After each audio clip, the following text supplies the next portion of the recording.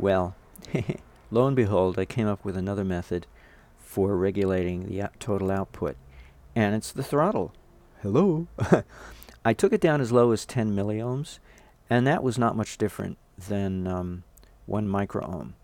1 microohm, yeah, it wasn't much different. So I think 10 milliohms would be a good minimum.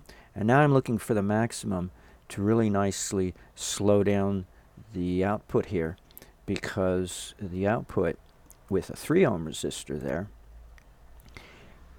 looks like it's troughing at negative 300 kilowatts, and we want something on the order of 67 kilowatts, not 300.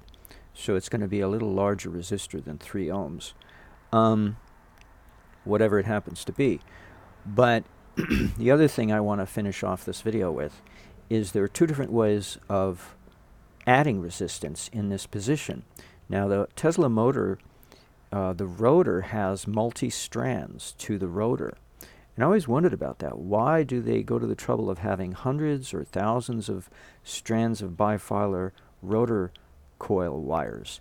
And it may be because they are throttling their motor with transistors opening and closing each of those separate wires to give you the fine-tuned adjustment of speed, you know, in incremental amounts, but so finely divided between those increments of adjustment that you can't notice the difference. And so you can get this smooth action of dynamically changing the acceleration of the vehicle, even though it's all incremental, or what we say in today's age, digitized. It's not analog, because we have specific steps of increase or decrease of acceleration. So that's one way. Or you could use a potentiometer and keep it simple, but you're not going to get the smooth action or the fine-tuned adjustment that you'll get with many, many strands of wire being opened or closed with a transistor switch for each one.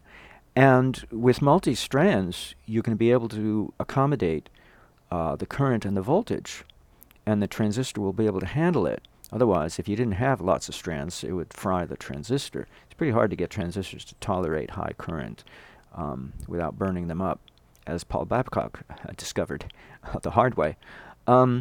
So a potentiometer might be nice in the beginning if you just, if you got the motor on your bench, on your workbench. But to actually, for drivability, I think multi-strand for rotor number 2 here, and then a transistor for each strand, and then a computer chip to regulate how many of those strands and which ones, because maybe it's a question of which ones turn on first, which ones turn off first.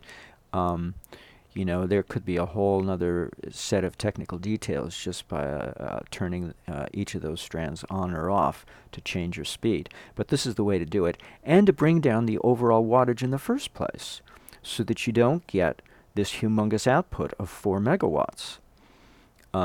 You have to have a resistor in here to bring it down. So we don't have to use the EV Gray method of either blowing up batteries or compressed air. We don't need that. We just put this throttle right in here, and it takes care of the problem. So something greater than 3 ohms will get the car to crawl. I don't know what amount, but 10 milliohms, it doesn't seem to improve matters any to go below 10 milliohms. So 10 milliohms is your minimum resistance for your maximum speed, and then I'm trying to look to see what upper bounds, and I'll write that all in here in the schematic when I finish, what the upper and lower boundaries for the throttle might be, as a suggestion. This is just, proof of concept demonstration. It has nothing to do with the actual build, because this is just a wiring diagram. This isn't even dealing with the dynamics of an actual motor, which is a whole nother ball of wax, a whole nother ball of beeswax.